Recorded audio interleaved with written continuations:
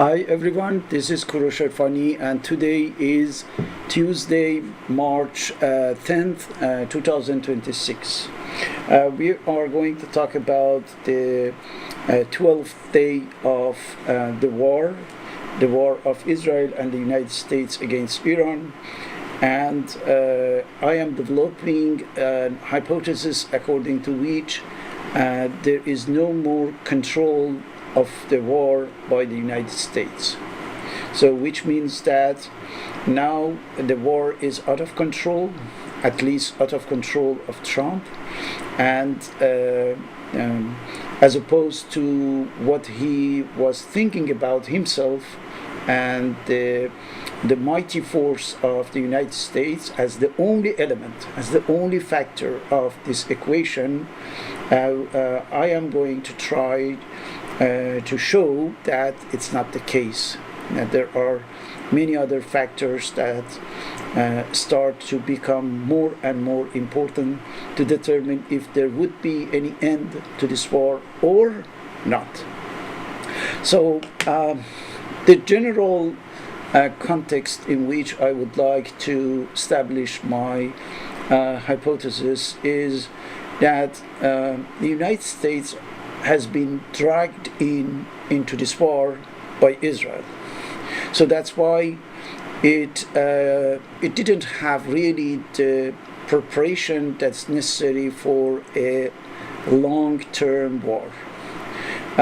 Trump believed that it's a matter of an operation. That's why he's using a lot of different words, operation, excursion, the things like that. But he doesn't want to talk about war. But we are in one, right? We are in a war and nothing else. So as there was not really preparedness at the scale of a, let's say, midterm war, let alone the long-term war, all the preparations that were convenient, fit to a short-term war, are now almost finished and exhausted, and the United States is facing the reality that this war cannot be ended very soon, despite the wishful thinking that had been formulated by Trump, by Peter Hegseth and other people around Trump. But we know that this is just wishful thinking, and the reality is something else.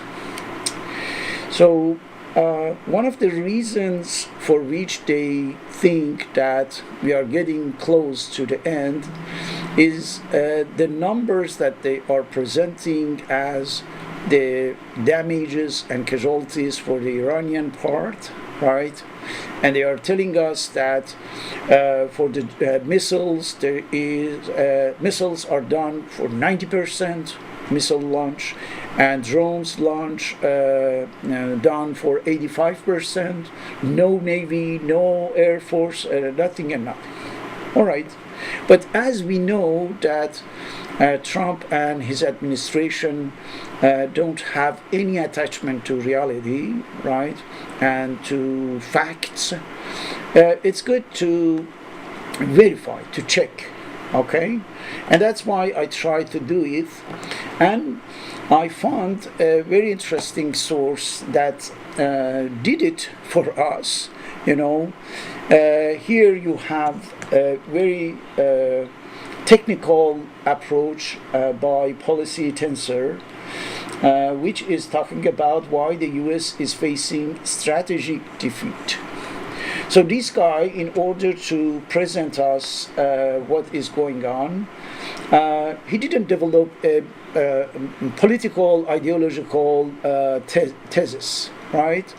He tried to go through a very technical mathematical model under the title of Iran Drone War Model, and he is trying to calculate a formula with several factors. Among these factors is initial drone inventory of Iran, total factory slots, which means operational plus destroyed, and drones produced per factory per month in the different factories across Iran, fraction of factories destroyed per month, okay, fraction of destroyed factories repaired per month, right, and finally desired firing rate, which means how many drones per month. So this calculation is just for drones, Iranian drones, and not Iranian missiles. Okay, so there are many calculations, as you can see, with different perspective, different probabilities, right? Low, medium, high. And let me tell you the main outcome that's interesting for our discussion. At the end of the day, in the conclusion, we can see that despite all the numbers that had been advanced by Trump administration and Trump himself, we can expect that Iran continues to launch the drones at a high rate fire for at least 4 months. So we are talking about 120 days, and right now we are just at 1/10 of this scope of time, 12 days. So Trump is talking about getting very close to the end, very complete, very successful, and so on and so on. Just after, 1/10 of the scope of time in which Iran will have the capability of launching drones at high rate, according to this calculation, at high rate.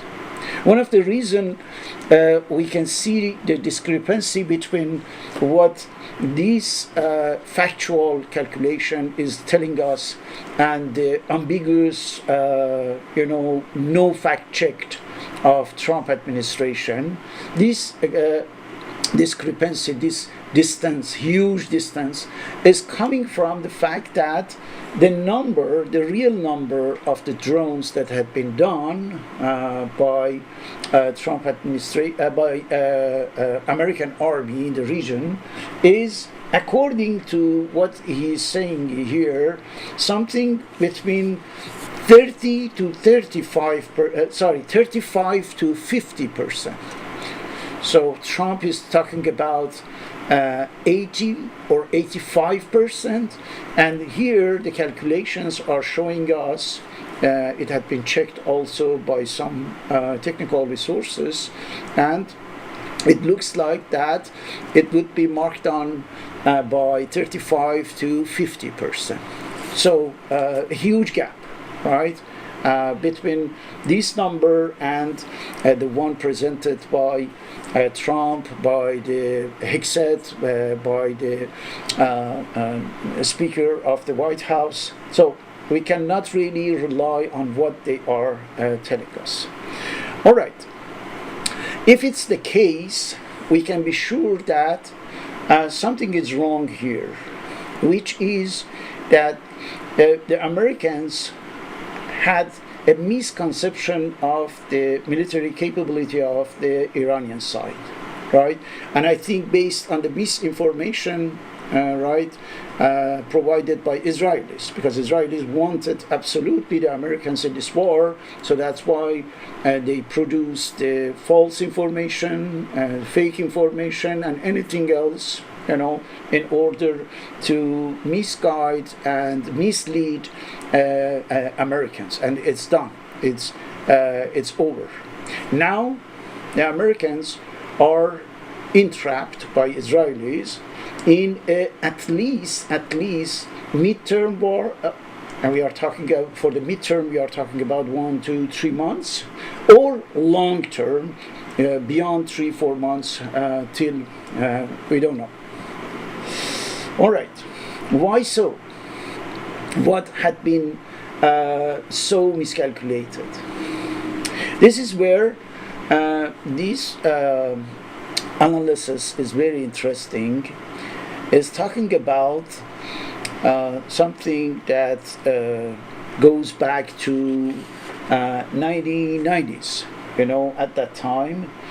A military analyst, Kerpenvich, a guy called Kerpenvich, predicted that in the early 1990s that we are going toward a new configuration in which there is something very different from what we have had before. And I quote it: an international military order. This is what we were supposed to get very soon after 90s. An international military order where standoff precision strike capabilities have diffused far beyond the technologically advanced great powers, which means that we are going to a period of time where some countries that are not very advanced for the technology, let's say, right, technologically advanced, like the United States, the European countries, China, and so on, would be able at least to get this capability of precision strike. Okay? So this is something that was usually in the monopoly of the countries with an advanced technology. It was not the case. The Iranians were not supposed to have that. And don't forget that one part of this miscalculation is because they had a very disformed and unrealistic image of what was going on in Iran. Right? They thought that the religious government, an ideological terrorist government, all these Zionist propaganda around Iran cannot leave them having something like this, the precision strike capabilities. But now it's very late, or it's too late to realize that no, it's the case. Why? So the article explained it very well. It says that look at what happened to all the radars and the bases of the United States in the region. And he's talking about the TOW technology, the TOW batteries that are supposed to be the best defense system. So he said that if anything must not be really vulnerable in front of the missiles attack or drone attacks are the TOW. And can you imagine that Iran destroyed completely all the 5 TOW defense system of the United States in the region? All 5 of them. Why? Because when you have this precision strike possibility, you can target exactly what you want and strike it as you want. And we are talking about a very short distance, right, for the southern part of the Iranian territory and the northern part of the Arab Persian Gulf countries. All of them wiped out, completely out of service, out of order right now. So what are the consequences? The consequences is that now, because all the bases are completely either destroyed, either abandoned in some cases, they are not anyway functional. And that's why the United States cannot do any fly sorties from these bases. Can you imagine? I told you in the previous video that some estimations are talking about $1 trillion of investment of the United States during half a century, 50 years in the region in order to establish itself as the mighty power over there, protecting all the Arab countries, the allies, the boss, Israel, and everything. And now suddenly In how many days? Oh, 5 days. In 5 days, 50 years and $1 trillion, removed, completely vanished. Unbelievable. What's the result? The result is they cannot really use these bases for the fly sorties, and that's why when they want to operate upon Iran, they have now they have to use only and only their aircraft carriers, which are very far. And the number of fly sorties that they can do from these aircraft carriers is just dozens per day compared to hundreds from the bases. And of course, it needs a lot of more logistic, fuel, and etc. So that's why the United States is bringing the third aircraft carriers, into the region, the Gerald Ford. So can you imagine the first military force in the world, the first army in the world comes to destroy, a little mullah country, Islamic terrorist, ideological, blah, blah, and suddenly it's realized that, well, it's not the case, because they have something that they are not supposed to have. And not only that, not only it's a matter of the precision strike capabilities, but also, can you imagine the Iranians right now have something as missiles with a technology that the United States doesn't have, or doesn't have at that level, at that scope. Hypersonic. The Iranians are among a few countries in the world able to produce, not to import, not to buy, right? Like all the Arab countries in the Persian Gulf, but to produce, to fabricate the hypersonic missiles. And with these hypersonics, on the one hand, and on the other hand, without having all these defense system, now they are able to target anything.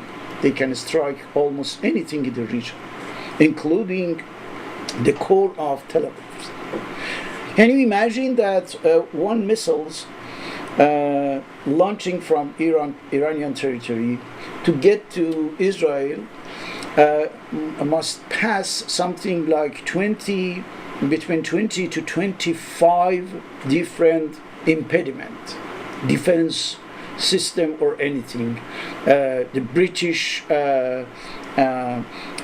Air Force, American Air Force, Jordanian Air Force, all the systems, radars, and then in Israel, the famous Iron Domes with the layers, and finally get to the target this missile sent from Iran. And now, because of the military censorship, we don't have the exact information about what's happening in the Haifa, Tel Aviv, but we know that there are huge cases of destruction and casualties. So, the miscalculations start to come up, to reveal, and to be a serious problem for President Trump and his army, right? The American army. Let's see the case of the Strait of Hormuz, which is the main topic from yesterday to today. We know that the Iranians shut completely the Strait of Hormuz, right? Now there is no really any kind of ship that can really go there, pass from this strait. So we know the consequences.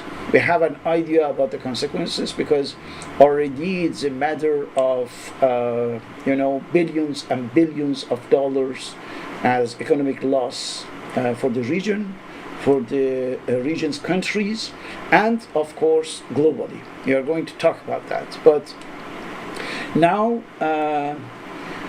the American economy start to be under pressure with regard to this lack of 20-25% of the global energy market, and must do something. So that's why Trump is threatening the Iranian side to be struck, to be hit 20 times more if Iran continues to, keep the Strait of Hormuz shut. But the question is why the Iranians must not do so. Why they have to back to normal after having something like 5,000 different points, 5,000 facilities bombed, after having several thousands of people killed or injured, after having lost, we don't know, several, maybe dozen or hundreds of billions of damages, what they have to lose now in order to accept any proposal that cannot be consequential, long-term, strategic, and guaranteed, for the Iranian side. Why they have to accept it? There is no reason. That's why there won't be such a thing.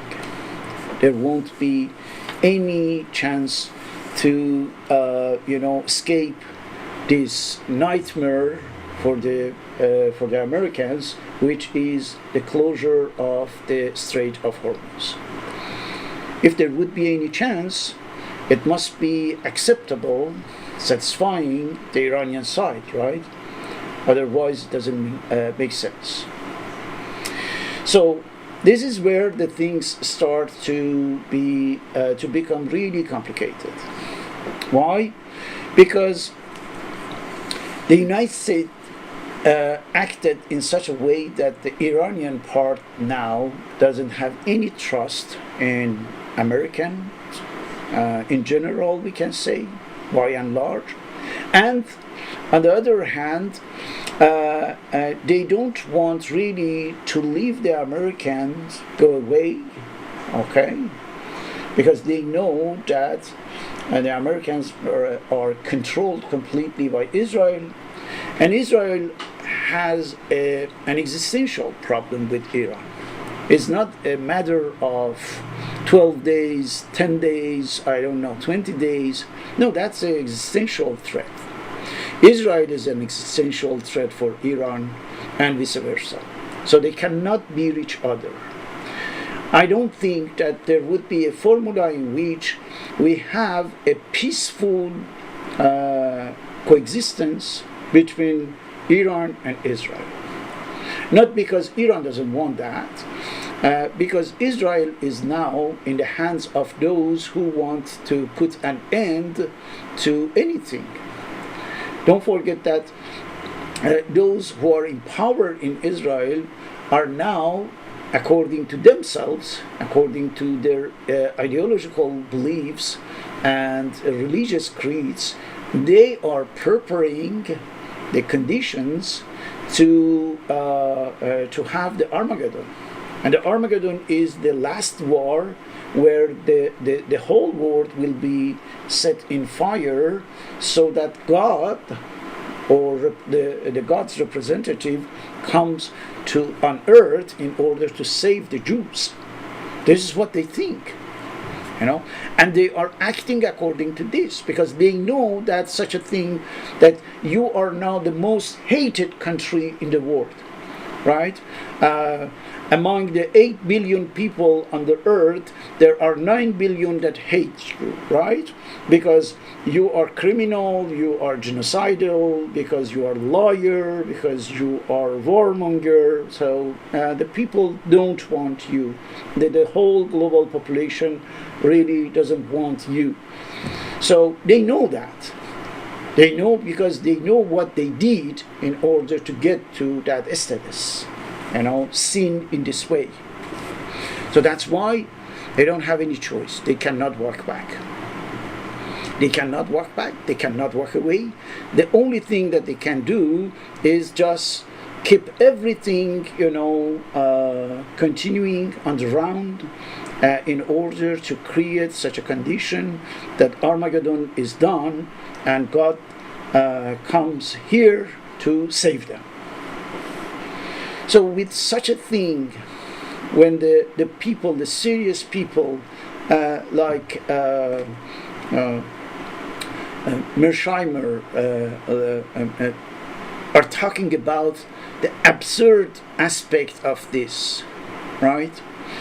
Why we have to think that there would be anything that can be called peace, coexistence, Abrahamic Accord, or something where Israel is able to live with Palestinians, Lebanese, Syrian, Iranian. No, it's just fantasy. I don't think so. No realist person on earth can believe in such a thing. You can listen to Professor Mersheimer, Jeffrey Sachs, or other people. They are all telling us that now there is an existential problem for the whole humanity because of Israel. So there is one problem, one serious problem for the whole humanity that's called Israel, the Zionist Israel. But we are talking here about the quagmire in which the United States is entrapped by Israel. We are talking about a real pickle, right? And the Americans have to face the music because they entered in the trap of the Israelis, and now the Iranian cannot really leave them get away.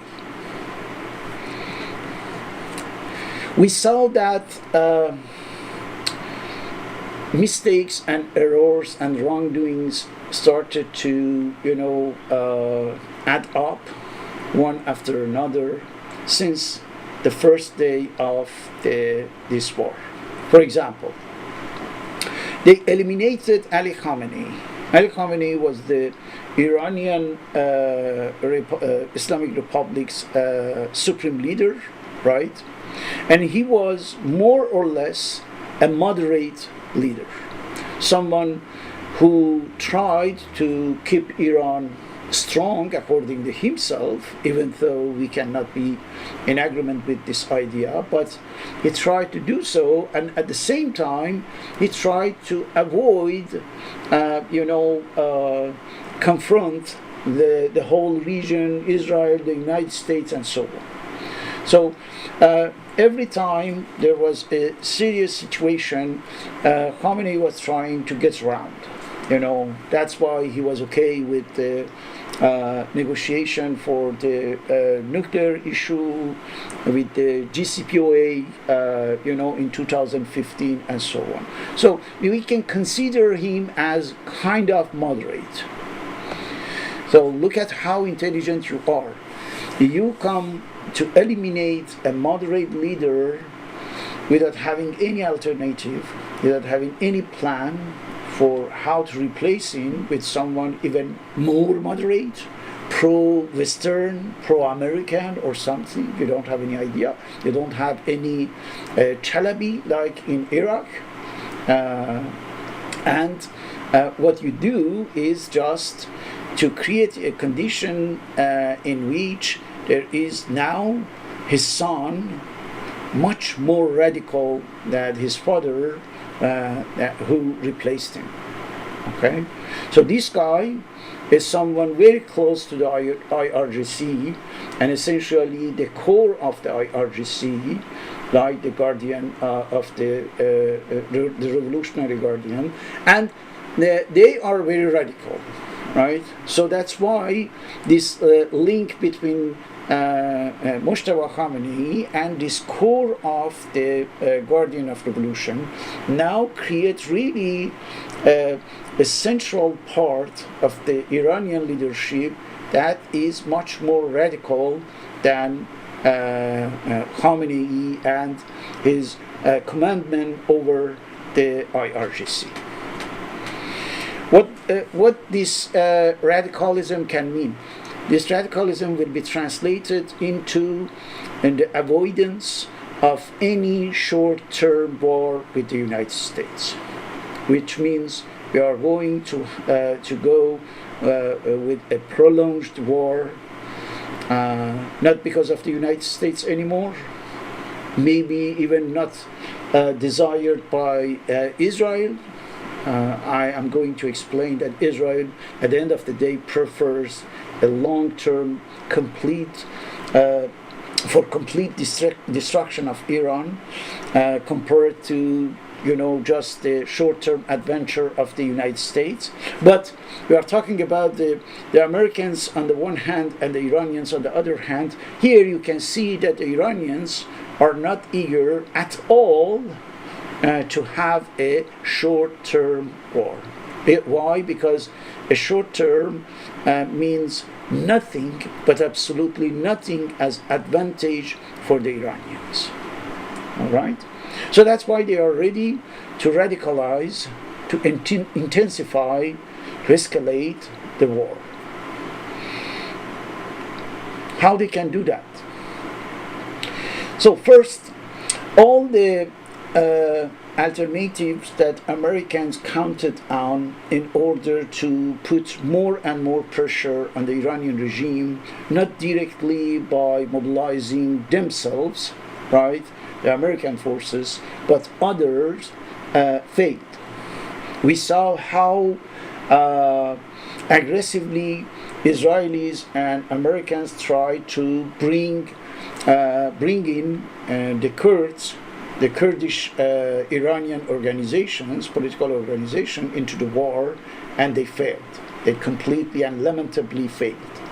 Why? Because first of all, the Iranian Kurds started to show a kind of mistrust to the Americans, based on the basis of what happened in Syria, in Turkey. So that's why they don't really trust. And on the other hand, the Iraqi government didn't want really to have his country a new field of battle, right? So that's why right now the Iraqi army is present in the Iran-Iraq borders in Kurdistan in order to avoid completely any possibility for the Kurdish to penetrate into the Iranian territory. So that it didn't work. Israel tried to bring in the Republic of Azerbaijan into this war, but we saw that with just one drone, one strike, Iran gave a serious warning to a country that whose whole existence depends on the oil exportation. So if there is no oil export, it means that there is no Republic of Azerbaijan. So that's why they said that no, we don't do anything. And even right now, the Republic of Azerbaijan is sending helps, to the different parts of the damaged facilities in Iran, in order to show that no, not only we are not in with your enemies, but we are with you, we are helping you. Same thing for Turkey. Israel couldn't really bring in and make Turkey involved in this war. So we don't see really any successful achievement by Israelis and the United States in order to broaden this war and putting more and more pressure in order to use up, the Iranian resources. So that's why right now Iranians are doing a lot of things. Let's say, first, they are launching drones and missiles upon Israel, and just tonight, after all this propaganda regarding 90% missile down, 85% drones down, they sent during 3 hours several waves of destructive with 1 ton, 1,000 kilo explosive missiles over Israel, and also they hit several countries in the region, including Bahrain, Kuwait, again, which means that we are here. Not only that, Iran somehow announced that it can start to mine in the Strait of Hormuz, and we explain it in our previous videos that the mines, several hundreds or thousands mines in the Persian Gulf and the Strait of Hormuz means the closure of that region for weeks or months is done. It's impossible. But don't forget, according to this calculation that I showed you, we are talking about something like at least 4 months of possibility for high rate fire of drones by Iranian side, which means that from now to 4 months later, every ship that dares to pass effectively the Strait of Hormuz can be targeted by an Iranian drone, and something like the drone Shahid, with a very destructive capability and very little chance to be detected by radars or whatsoever, right? So we can see that the deadlock for the Americans start really to emerge, right? What is coming about in the region is really a nightmare for the Americans.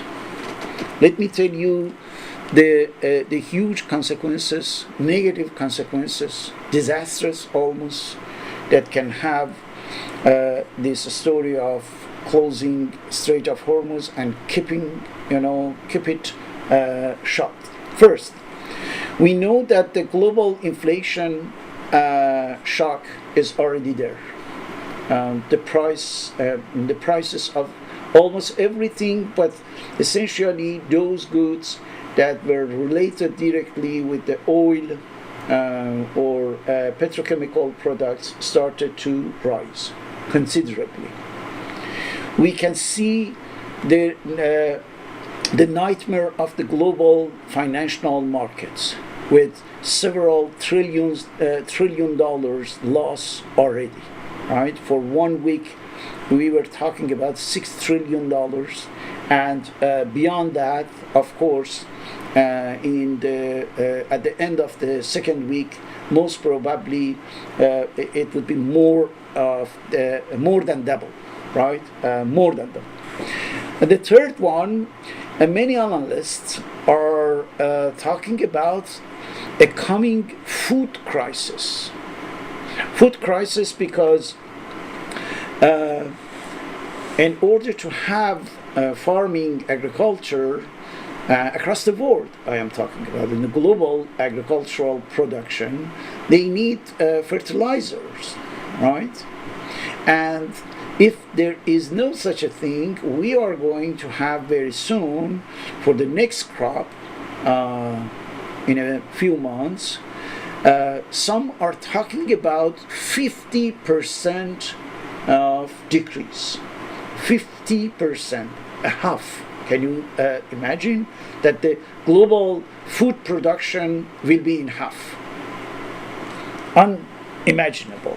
Which means that we are going to have a huge increase of the food prices across the board. Talking about the financial situation, let me tell you something about a disaster, a real financial disaster that is looming for the United States. There are more and more news according to which four Arab countries of the Persian Gulf, Saudi Arabia, United Arab Emirates, UAE, Kuwait, and Qatar, they started quietly, very quietly, but surely they are doing so. They are reviewing every financial agreement that they had or they have with Washington. We are talking about something, according to Financial Times and reported by Reuters, we are talking about something like $2 trillion US dollars of investment in the United States. Here, $2 trillion.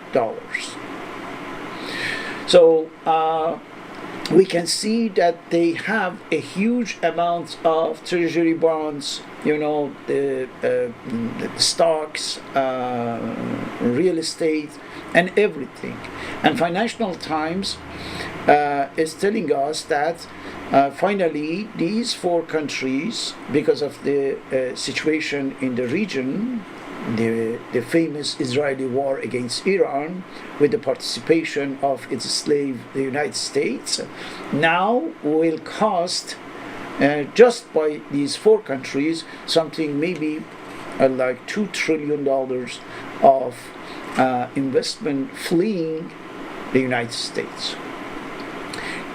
These four countries are able to vacuum $2,000 billion from the American economy.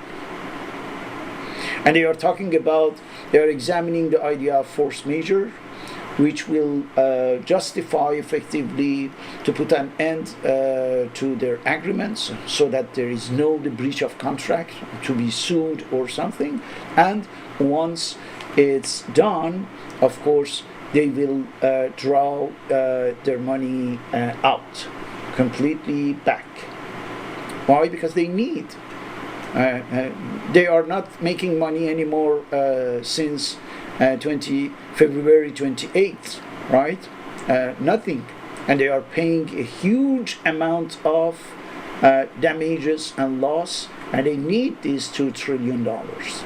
So which means that just by this case, and I can talk about the case of Japan, the European companies, and so on, the American economy will be hugely shrunk in a few months, in a few weeks even. Can you imagine that all the pledged and promises of billions and billions of investment by these Arab countries in the United States are gone, are now just a joke, Why? Because they saw that their countries are getting bombed, they're targeted by the Iranians, used by the Americans, and all of these for the benefit of Israel, for the benefit of Zionists over there. So they are not stupid. They are losing everything. They are going to spend a lot of money to repair their old infrastructure once the war is ended, and we don't know when. So this is how the system, the American system, is now in a quagmire, is entrapped by the Israelis, by the Israeli war, and the Americans are going to pay a huge cost for that, for the Israelis.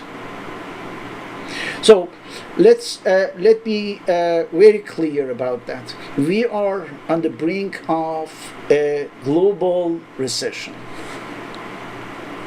This is what is going to happen to the Americans.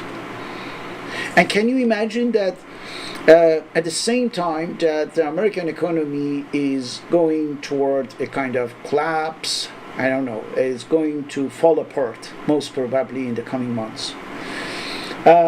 The Chinese started to, the famous yearly the Communist Party Congress, and they approved a new 5-year plan, for the 5 coming years. A document of 141 page. And believe me or not, in this new document, the perspective, the different perspectives that the document is drawing, for the future, for the 5 coming years, are unbelievable. We can see that while the United States is spending billions and billions of dollars for destruction, for war, and becoming the least trustable, the least reliable country in the world beside Israel, China is getting to a new level of advanced technology and a complexity of the system that cannot be competed anymore if it's realized, because there are different steps, 2027, 2030. So it's a matter of what? It's a matter of a combination between capital, industry, research, infrastructure, and all of these around one single technological trajectory, which is the artificial intelligence and its applications in all of this. Which means we are talking about the AI, robotics, quantum computation, quantum networks, and of course the material processing. And imagine that in this document they are talking about reducing the export of the rare materials to the United States to the minimum, to the absolute minimum, which means that everything that is getting used right now in this useless war for the F-35, for the rockets, for TOWs and so on, won't have any raw materials to make the chips and to replace it, to reproduce that, to refabricate them. So which means that there would be a huge gap, in the military arsenal, for the advanced part of the military arsenal of the United States in the coming years. This is how it works. This is when you keep your country, out of the total dominance of the Zionists, like China, and when you give your country, because of the Epstein file, because of all the nefarious cases of Trump and the company, you prepare your country to go down, to collapse, to fall apart, to break down completely. This is what is going to happen to the United States. Because this war, for sure, will be at a huge cost. And let me tell you, beyond the economic, financial part, there would be impoverishment of the American society. The middle class will be hit badly here, crumbling. Believe me, the middle class will falls to pieces if all these projections and hypotheses come to happen, right? We are going to have the presidency of Donald Trump finished, over, we can say. I consider the presidency of Donald Trump as a dead walking.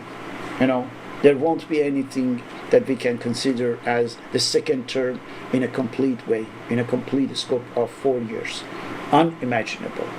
Trump will have to face music and pay an extremely high price for this stupid war that he waged for the Zionists in order to get out of the consequences of the Epstein file. You will see. Not only Trump, but the GOP. The Republicans will pay also a high price because in both House and Senate, right? They voted against the restriction of the Trump's authority to wage this war, to expand this war, and they are giving $500 billion more in order to, to get ahead for the war that is desired and planned by Israel. Can you imagine that? So the GOP will be done for generation, right? So, in conclusion, let me explain what is happening. When, when you don't have a real strategy, and you start something that needs substantially, right, inherently, a strategy, right, because it's not, a simple undertaking. It's a huge, colossal action when you decide to attack, against a country that is, almost the equivalent of the superficie of the Western Europe, right?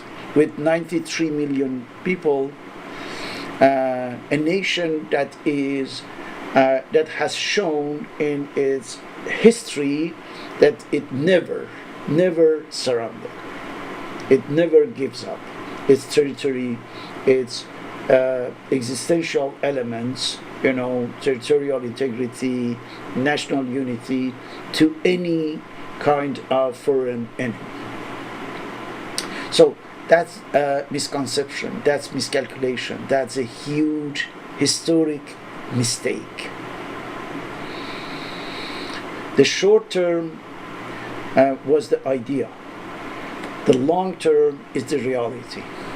And the discrepancy between these two is the quagmire in which the United States will be, sinking for the coming weeks, months, and let me tell you, based on the, with reference to what happened for Iraq, for Afghanistan, you remember that war brought about the famous crisis of 2007-2008, right? Though that crisis was the direct result of these two wars, which means two miscalculations, one about Afghanistan, another about Iraq, led to the crisis of 2007-2008.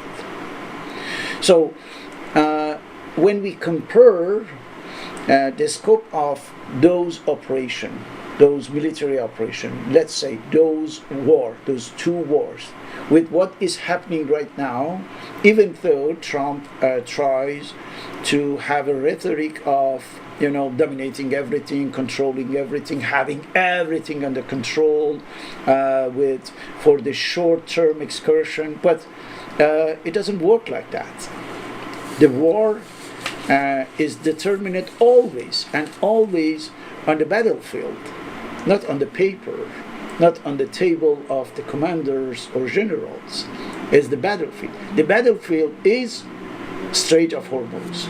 The battlefield is all the countries in the region that are now on the brink of collapse, economic collapse, political collapse. In Bahrain, for example, it's possible that the popular uprising overthrow, the American-backed government over there, the Israeli-backed government, actually, right? And that would be the case for other countries, for the Saudi Arabia, for Kuwait, for Qatar, if the population starts to feel really the economic pressure, political, security, and everything is in shambles, we can be sure that we are going to have this time not Arab Spring movement, but Arab Winter movement, right? And very dark, very gloomy, very murky over there. And all of this because the United States has been in hostage, taken into hostage by Israelis for the Epstein file, let's say, right? It's impossible to keep going with that. So you wanted to have a short-term excursion, and now you have a long-term war. And you have not even prepared for paying the cost of this short-term excursion.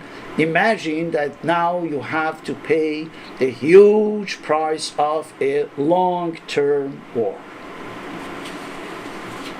Because think about that. The Iranian government makes a very basic calculation. And it said that we have already lost, let's say, 80-90% of the possibility of reconstruction, right? Because there is a huge destruction over there. The damages are in terms of dozens of billions of dollars, and they don't have any money, and they cannot sell any oil for now. The market is not such. There is sanctions, and nobody wants the Iranian oil, for example. And if Iran wants to sell it just to China or I don't know in the black market, it will get something between $5 to $25 billion per year. And we are talking about the damages of several hundreds of billion of dollars, right? So where Iran has to get this money for the coming 50, 100, 200 years with 25 billion dollars of the oil income per year, and a completely devastated country, army, and anything. So that's why the Iranians don't have anything to lose by continuing this war in such a way that at a given moment, when it's a matter of, negotiating, the Iranians can effectively ask for paying back for the damages. So we are talking about something like several hundreds of billions, $1 trillion that must be paid by the Americans, by Israelis, I don't know by who, to the Iranians for causing all these damages. We are there, we are at the beginning of such a process, extremely complex process that can, of course, be degraded, be worsened towards something extremely bad, boots on the ground, and at the end of the day, maybe the necessity or the unavoidability of the option of nuke Iran, right? It's totally possible. It's totally possible. That's why in every talk show, I am coming on this topic because it's extremely important, because it's essential. And I told you, if because of the total impasse, total deadlock of the United States and Israel, they decide to nuke Iran, to bomb Iran with the atomic bomb, we can be sure that we will be at the beginning of the end of the human presence, human species life on Earth. For sure, any attempt to nuke Iran will bring about the Third World War. And we are talking about an atomic military conflict that will put an end to any kind of life on Earth. So that's why you see in each of this presentation I try to look at the issue, to look at this war from a different angle, military, political, economic, technical, and so on. But at the end of the day, all the ways lead to Rome, and we are there, right? We are where there is a huge possibility for uh, for having effectively this huge attempt, this huge eagerness of Israelis, and pushing the United States toward the use of the atomic bomb to nuke Iran, to destroy completely, and to trigger effectively the Third World War, which will fit completely to the idea of Armageddon by the Zionists. Because the atomic war means the end of the world, right? And the end of the world, the Armageddon, is what the Jews, these Jews, are waiting for in order to be saved by who? Oh, by God. Sorry, I forget. By God. God itself, not anyone. So itself, it comes on earth and bring its selected people, its chosen people somewhere, we don't know exactly where. Thank you very much for watching this video. Please share your views and comments on YouTube. And I hope that you can help me to share these videos with other people so that we can have more audience, and in this way we can have maybe more people thinking about this issue from a different angle. Thank you very much, and I will see you in the next video. Have a good day and night. Bye-bye.